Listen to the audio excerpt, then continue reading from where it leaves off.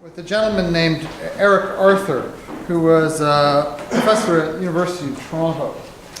And this is one of the books that he produced very early on, which has some photographs of historic houses and some measured drawings of a few heritage buildings. And Eric Arthur, so he did drawings like this. Eric Arthur got his U of T students in the 40s and the 50s and the 60s, up into the 70s, I think, to do measured drawings of historic buildings in, as a part of their architectural program, as they became trained as architects. We live in a period of time, and it's very hard to think outside of the time in which we live. And so if you're educated in a period of time, that's your frame of reference. It's very hard to step outside of that frame of reference. And I realized that's what I was trying to ask architects to do. And it was a very expensive exercise to ask other people to do it, so I forced myself to do it. I went to Ryerson and I learned drafting. And anybody that wants to measure a historic building, it's often a very good step to do that. I will give you some of the basics of it today. But you have to start somewhere, and I hope this will be of encouragement to some in this room. Because if I can do it, I assure you anybody can do it. It just takes a lot of time and a lot of attention to detail and to care. But the process of measuring a building forces you to look at it very, very closely. In the 1930s, when the Depression was going on, the American government hired huge numbers of architects that were out of work and had them measure the historic buildings of the United States. And there are extraordinary records. These are some pictures from some of these, photographs and measured drawings. And the Americans have an astounding record dating back to the 1930s of their historic buildings. They cherish them and they care for them. This is one of a book of about, there's I think 20 or 25 in this series. The British did exactly the same thing. They have an extraordinary collection, and they also, along with the Americans, led the way in appreciation of what's required to restore a building. And if you meet Canadian standards, and you become a nutcase for bibliographies. If you buy a book on heritage architecture, it'll have in the back a bibliography. If you go into the bibliography and purchase those books, they have bibliographies. They eventually lead you back to a source document. So you end up with a document like this. The National Parks did this. This is the American Standard for the Preservation of Historic Architecture. Marvelous book. And it has a bibliography in the back of it. And you can dig through that. This is the original source document. Everything starts with this. It has been revised and expanded upon and challenged, but this is the original source document. So when you go back down this genealogy of bibliography, you come to source documents. If you take the architecture of the Western world, you go basically, in terms of classical architecture, back to Vitruvius, the Roman architect. A number of other architects, Serlio, Alberti, and then into English architects when the classical revival came to England. You ended up with books like this. This is a reprint of Isaac Ware's The Complete Body of Architecture. So we're now around 1750. This basically explains to you how to design a Georgian building.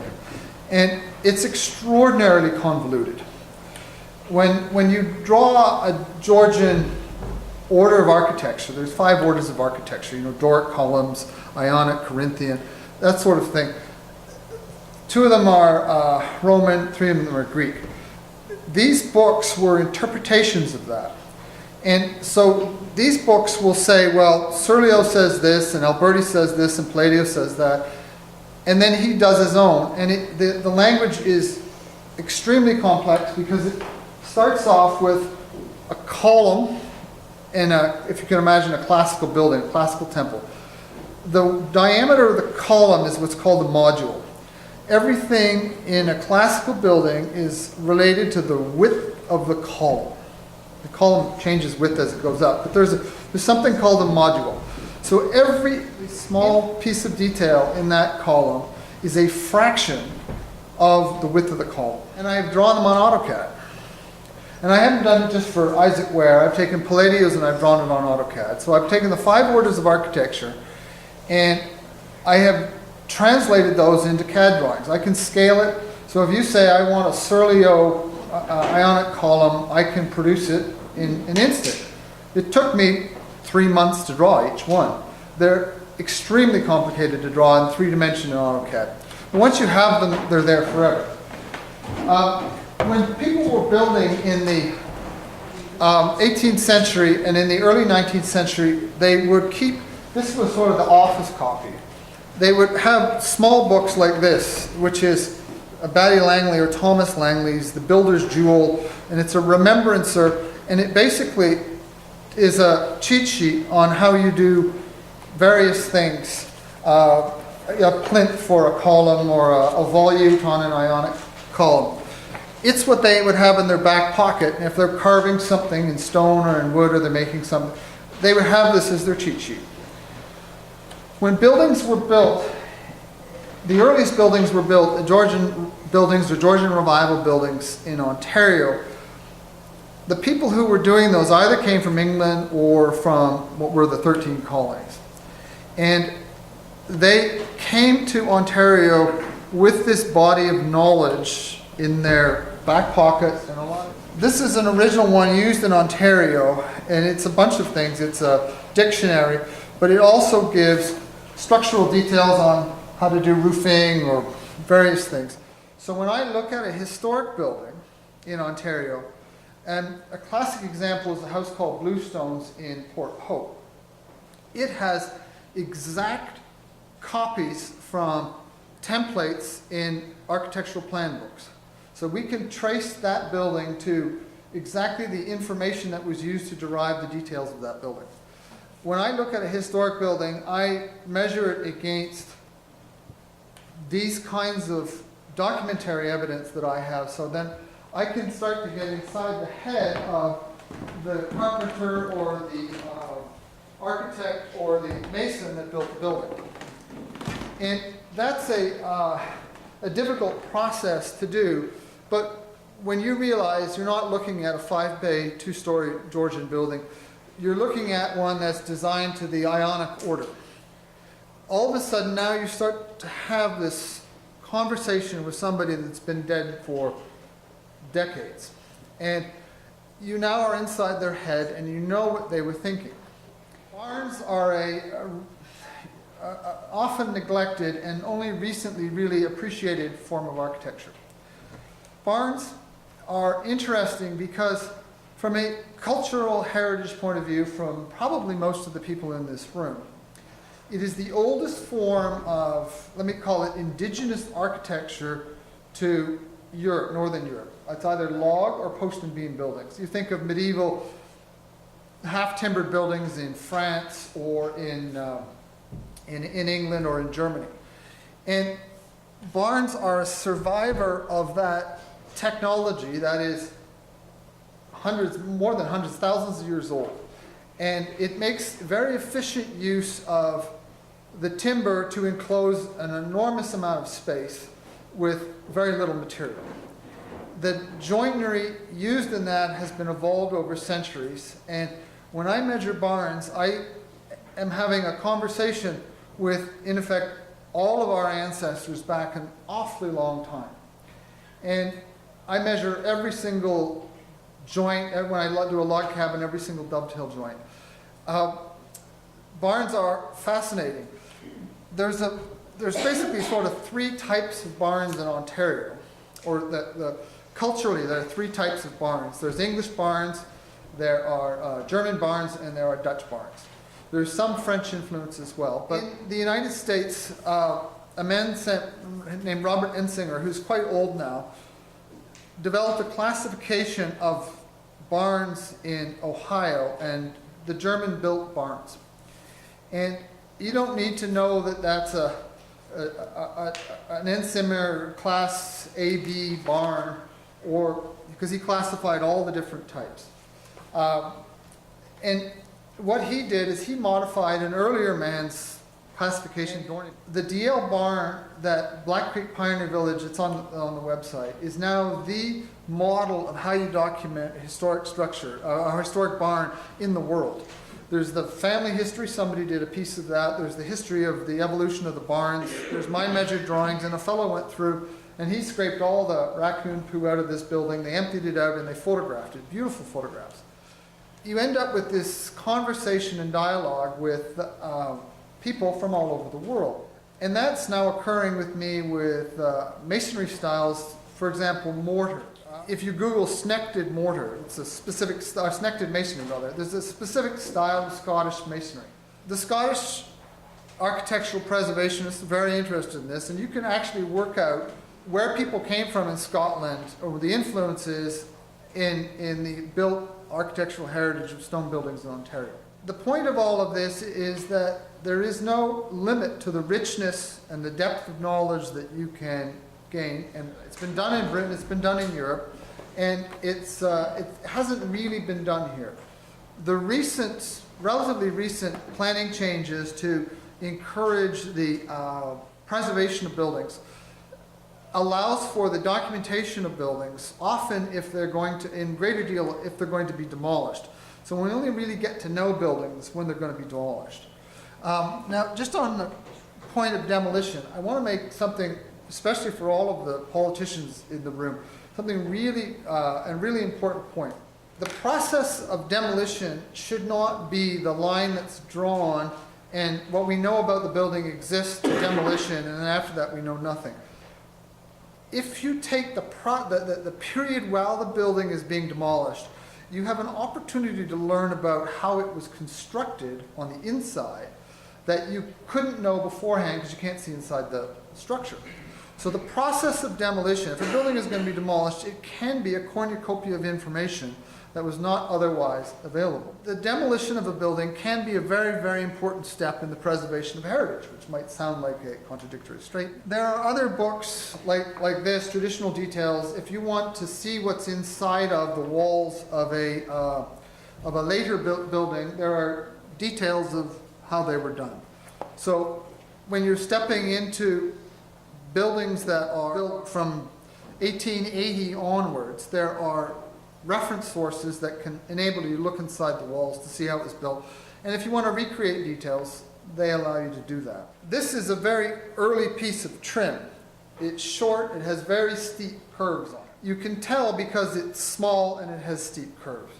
As the 19th century went along, molding profiles generally got wider and bigger, more swoopy curves. Around 1850, 1860, handmade trim was supplanted by machinery-made trim. The Americans, and again the British, of all of the hand plane makers in Britain and the United States that made hand planes to shape the molding profiles, and you would use a hand plane to make a shape like this. The Black Creek Pioneer Village has 600 of these things in their archives. When everybody wanted to just sort of clear out their basements, they dumped it all on them. They have done a marvelous job of organizing them all, and they have digitized a bunch of them. So we know that, you know, Harry the plane maker was in business between 1820 and 1830. If I find a profile that matches it and doesn't match anybody else, I know that he built that, and that trim profile might date to this period. So that is one way of coming at the dating of the building, through the trim profiles. Window Muntin bar profiles. So the little sash bars, little cross pieces in the windows. There are extraordinary number of these, and I have quite literally hundreds of them, and I've measured them all. They allow you to date buildings as well. The carved trim details on a building allow you to look at a building. And it was discussed earlier, when you're doing a renovation or restoration of buildings, sometimes you can't match the existing profiles.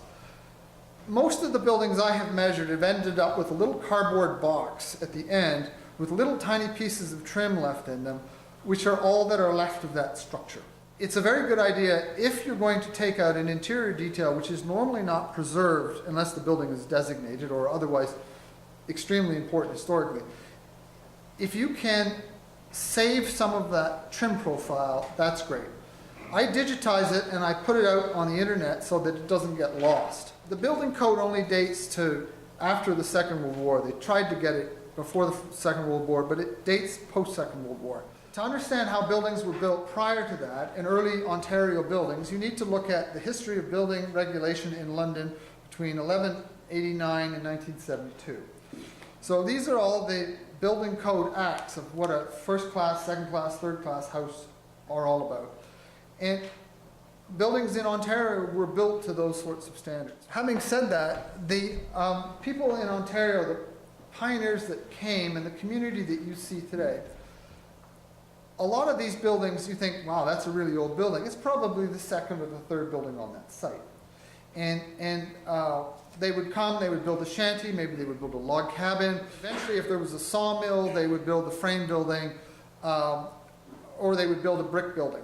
Or sometimes you will see a building that you go, well, that's not really a heritage building. It was built in 1900. More often than not, those buildings are built on the historic foundation of a much earlier building. They never redug the foundation. They just plunked a building on top of it. So the basements often tell you a story that is at odds with the ground second floor. And houses rarely come with a set of drawings or a date stone in it or a very good family record or mortgage documents to tell you when it was built.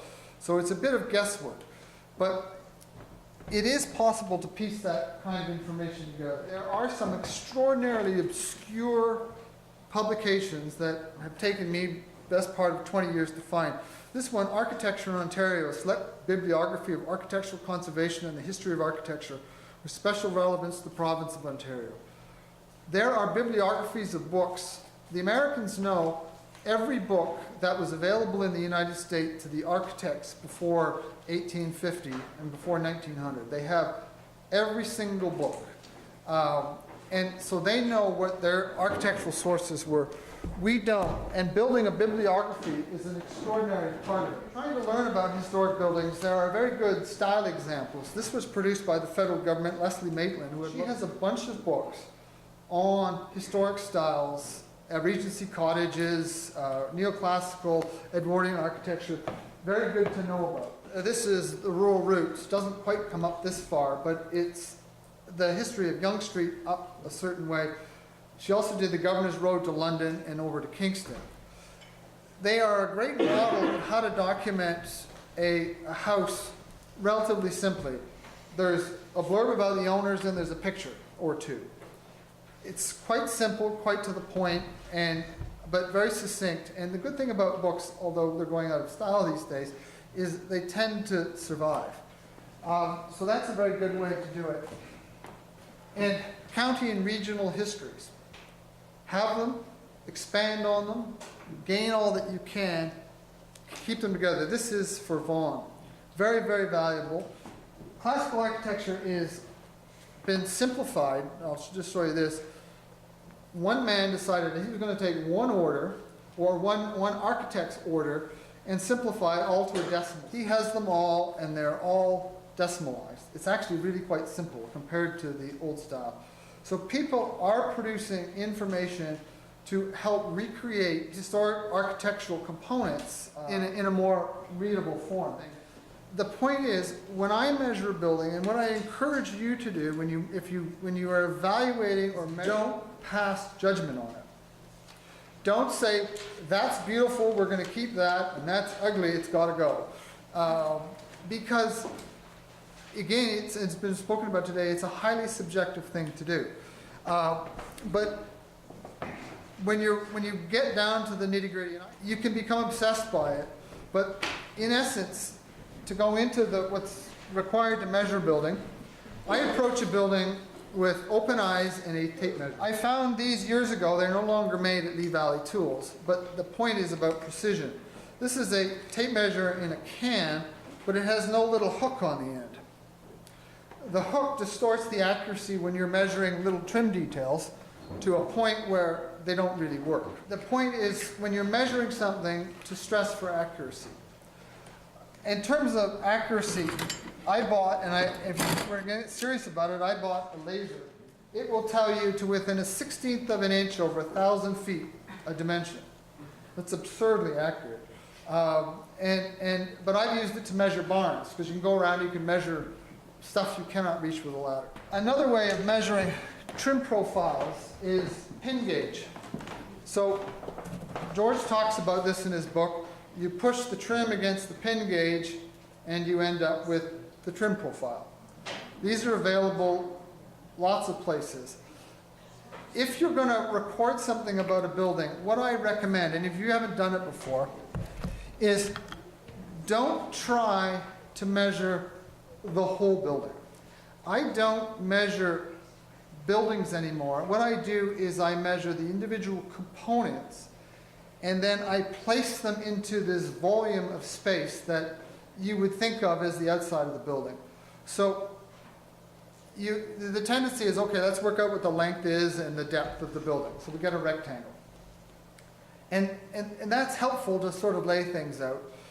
But if you go into the detail of measuring the window or the door, you can just place that into a piece of space and you can move it around back and forth. So in the quest for accuracy, I now measure buildings down to exactly every single piece that window is made up of, or the door. And so a lot of the doors are pinned together, and I'll measure the pins. The shutters are pinned together. I'll measure all of that, so that if the building is lost, I now have a laser that does paint color. It's not my being subjective with a color wheel and go, I think that's more peach than fuchsia or something. But it gives you a number readout as to exactly what the color is, and then you can go to a Home Depot and you can order that paint color, and it will come that paint color.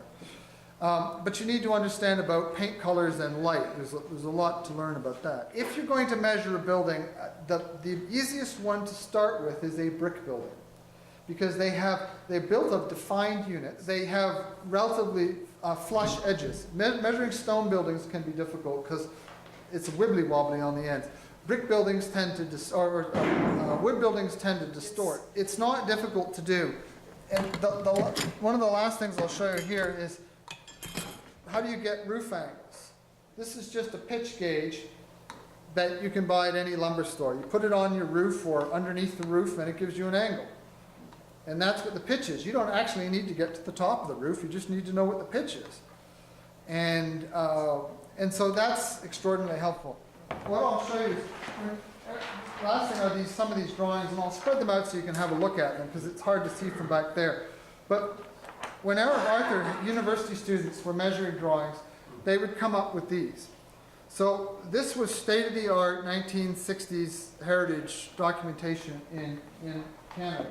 This is another building, and if you're wondering what your porch should look like, I love this Regency Bell Cast porch. But these are all stamped on the back, Archives of Ontario, and that's where they came from. So there's an incredible collection in the Ontario Archives that show buildings and when they were built. When I started, this is the kind of drawing I was doing. This is a blacksmith's building at Derry Road in Brampton.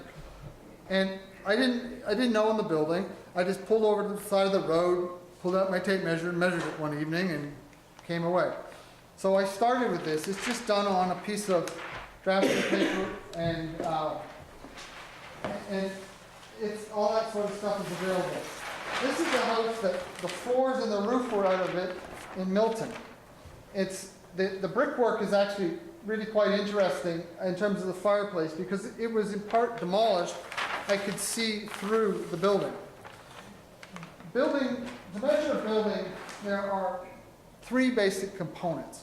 There's the plans, which are looking down from up above. There's the basement plan, the ground floor plan, second floor plan, roof floor plan. There's the elevations around the side. There's 4 of those. And then there's sections where you slice through the building and then sort of pull it apart and look at it. The sections tell you most of the information, and then there are what are referred to as details, trim profiles and that kind of thing.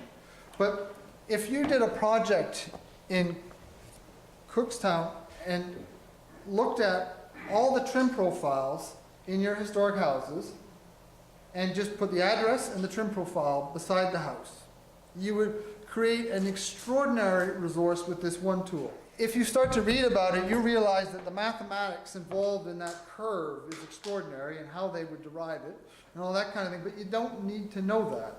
You just need to record the shape. That would be extremely helpful to do. And if you just took a door leaf, not the trim around it, but the leaf of the door, and measure everything about it. It's got a height, it's got a width, it's got some panels in it. Learn the names of the components, the styles, the panels, that sort of thing. And just measure the door. You would eventually come up with a record of the buildings. You forget about the size of the building and the shape of it. Just the pieces of it to give yourself the detail. So this is a project I did that George knows about in Markham. This is a heritage house in Markham. And there's two houses beside it. This house has been preserved. The details that I have gone into on the windows, for example, are like that.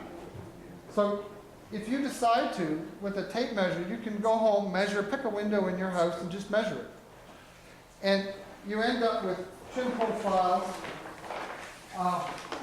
and you can understand basically how they were built.